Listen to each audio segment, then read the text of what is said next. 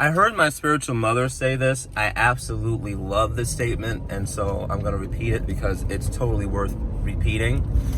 And she made the statement that disappointments are inevitable, but being discouraged is always our choice. And I love that statement. I love that phrase.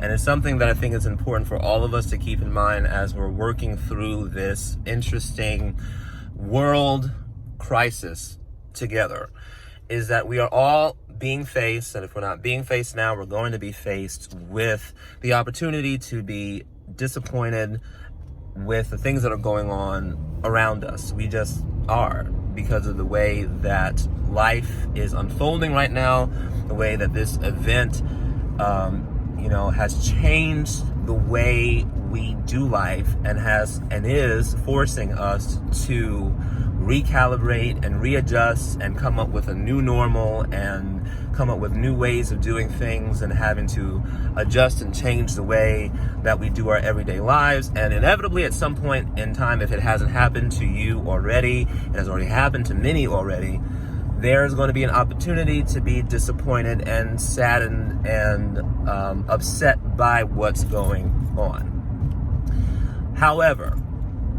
though the disappointment is inevitable, the being discouraged, which can translate over into despondency, which can transfer over to despair, which can transfer over to hopelessness, that downward cycle is always, always, always our choice.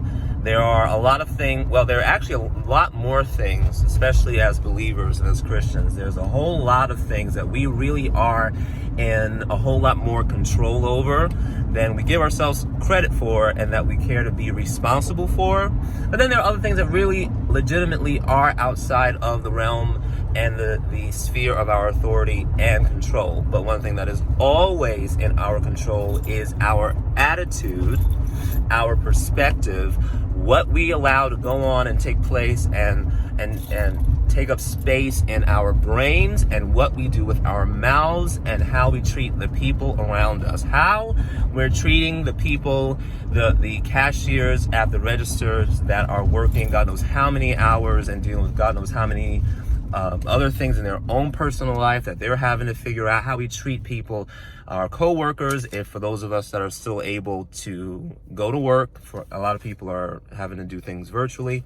How we treat the people in our immediate environment. Not so much, because we can't touch people at this point, which again is fine for me, but just giving a stranger a quick smile or a quick head nod or a, hey, how are you doing today?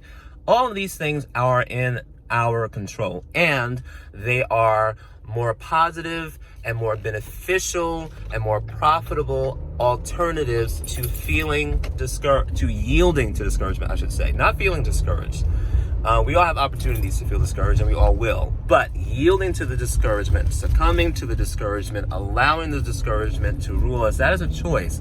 And there are other alternatives that we can do in exchange of that will not only be a blessing and a help and a support to us, but it can be a help and a support and a blessing to the people that are around us. Disappointments are coming, will come, inevitable. But what we choose to do when those disappointments come to us is always in our court and always in our power.